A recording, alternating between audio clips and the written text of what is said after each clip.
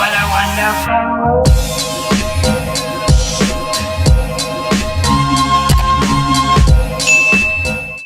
Hi guys, it's Kashi here. So I just got off from work for like an hour ago.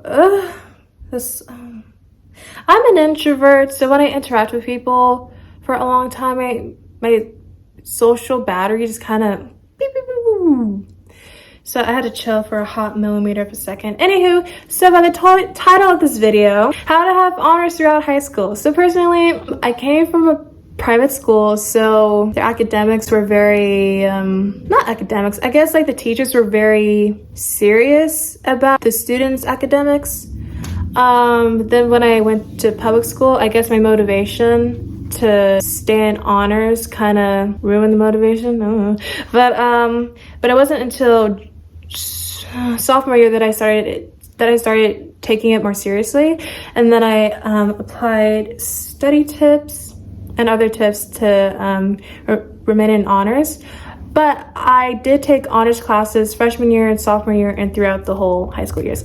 But okay, so in order to have honors, you have to take freshman year seriously in high school. So I don't know about you guys, but before I went into high school, I looked up like freshman advice, and almost every single one said like, oh, freshman year is not that important because colleges don't look at that. And like, sure, but it kind of affects your GPA really hard. Personally, I finished my freshman year with like a 3.3 or 3.1, 3.3 because some stuff happened, and because I took their word for it. But then when it got to sophomore year, when I had more A's than B's and C's, the GPA average only went up like this. Well, if I had a lower score, it would go down like that. So that was frustrating, but now I know. So take freshman year seriously. Second, pay attention in class, because spoiler alert, what teachers teach is kind of important for the homework and tests that they create or choose. So I would pay attention in class. I kind of 50-50 paid attention in class. The other 50 I was in my own little world. I kind of daydream a lot in class. So I would have to ask the teachers to repeat what they said, and they'd be annoyed. But I'm like, this is what you're getting paid to do? Anyways, pay attention in class.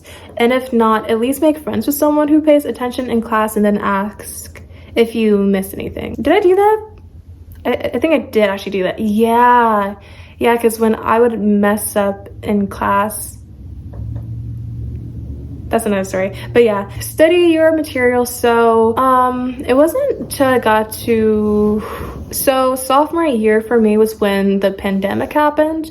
So there were a lot of lectures, and then junior year lecture heavy, senior year lecture heavy. And I think I read somewhere that like teenagers' attention spans in school only last like max 10 minutes. Well, the lecture would be like an hour and a half. So I would take notes throughout the class and then look at those notes, then recreate my own personal notes to make it make sense. I would study the material, so if I didn't know like a big word in a textbook, I would look it up so that I could put two and two together. That makes sense. Oh, and then like with me taking notes, I would make my notes very pretty. So I would ask my parents to get me colored pens, and then I switched to electronic notes.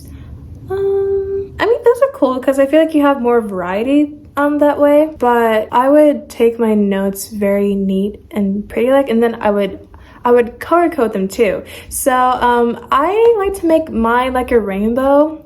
So you know, like the first word red, the second word orange, and like just do a whole rainbow color scheme. And I feel like it made me pay attention, because when I would try to look up a certain topic, I would just think of the rainbow color that it was centered around. And then this one's pretty darn obvious, but you shouldn't procrastinate with homework. I still procrastinate with homework, but not as bad as I used to. But it's like with that, when you procrastinate and you have a certain deadline that you have to apply by. It kind of teaches you to do homework efficiently and fast at the same time. I just wouldn't recommend it because it would get me stressed. But then again, when I am stressed, I do my best work. That's probably not a good thing, right? I mean, a lot of people are like that though. My mom's speaking facts. So I'm not the best at math. Math is not my thing. Math doesn't like me. I don't like math. It's okay. So I would look up math videos, and I don't know who I looked up actually. I would just look up math videos, and then I would get apps on my phone specifically for math, like Mathaway. There's another one, but I forgot. It wasn't Quizlet. Of course I used a calculator, but like there was another app. But the app was like where you could take a picture of the math problem and then it would solve it for you, but also show you how the process was to get the answer. So that's what I did. Yeah, that's what I did. That's a secret. And then I would also do that with science. Science doesn't really stick in my head that well. But I guess the videos helped because they were kind of centered for children. And I feel like when educational videos are trying to teach something, they make it easier to digest and the colors are more vibrant. So it made me pay attention. So I guess you could say like I went in with the mindset of a middle schooler, but it worked because I finished radiology with an A. So, you know, kudos to me. Anywho, oh yeah, and then I also got this idea from Pinterest and TikTok, but I would romanticize school so hard. So when I would walk in the hallways, I would listen to fast-paced music so that I could like match this. I would match the speed of my walk with the sound, so it's like I could imagine like I was in a TV show, and while I was studying, I would like do the mannerisms of a character that I would be studying. And then I also took on a persona when I would do homework, like in the TV show, like Gossip Girl, when they did like the finals episode. I feel like that's the first time that everyone actually saw them study because Serena somehow got into... Anywho, so then Blair went to NYU and then she transferred to Columbia. I think that's the storyline. But yeah, I would study like her, and I actually found like a playlist like the mindset of Blair Waldorf, and it had like fast-paced songs, villain era songs, and it kept me motivated. Really did. I feel like people don't talk about this, but I feel like Good Luck Charlie with Teddy, because she would study really hard, and I think she got into Harvard or Yale. It was one of those colleges, but she was super smart. So yeah. So I would pretend to be a character so I could study effectively, and it worked. I mean, at the end of the year, because I got an honors cord, so I feel like I know what I'm saying. But yeah. And then this doesn't work for everyone, but it worked for me. So when I would study or do homework, I would listen to music. Spotify has a playlist. What's it called? Okay, so Spotify has a playlist called Homework Motivation, and it has like mostly slow songs, I would say. Slow songs, kind of upbeat, just yeah, I don't know why this works for me, but it just kind of does. And it just kind of gets me lost within doing homework because I don't know what it is. It's just like music kind of transports me to this like thing to where time slows down. I'm just like zooming through homework.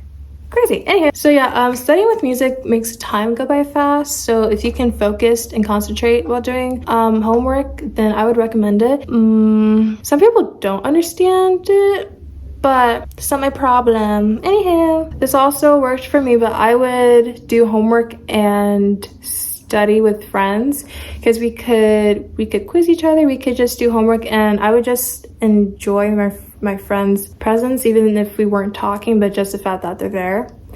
I feel like helps me get my homework done. And yeah, we would study on FaceTime, phone calls. So yeah, I'd recommend it. And then another thing, I feel like in high school and in college, you meet so many people and you get excited about relationships and friendships with other people, and that can sometimes distract you from achieving certain things that you want to achieve. So to that, I would say you shouldn't let people distract you from the goals that you have in mind, because to be honest, people are kind of temporary, but opportunities last a lifetime. And when you take school seriously, it opens up opportunities for you, like internships, scholarships, jobs, and it can even help you network with people. So I'd recommend not letting people distract you. And even if something does happen, and this took me a while to like really perfect, but it's like if something were to happen where I would be emotional, I would be emotional for like 5 hours, and then I would be like, I would kind of switch to the mindset as business as usual and just go on like it never happened. And then the next thing I know, I don't even care, and I got that A. So yeah. So this is the last one. I feel like within this generation, looks are such a big thing, but I feel like it was like that anyways. And there's a lot of people that can be attractive, where you can make yourself attractive in your own way, but not a lot of people are smart. So the thing is though, looks fade, but knowledge is forever. And if you're financially savvy, you know how to, you can read a room, you know what's right or wrong, like common sense, even when common sense isn't very common. I feel like it'll take you far in high school or just in life in general. So I would say, I mean, looks can get you in the door, but it's your personality and your mind that keeps you within the room, if that makes sense. So be smart, kids. If you liked it, like, comment nice things and subscribe. And if you want, you can comment down study tips that you used, or or what worked for you academically. But yeah, I hope you guys are safe and in a happy mindset, and I'll see you when I see you. But yeah.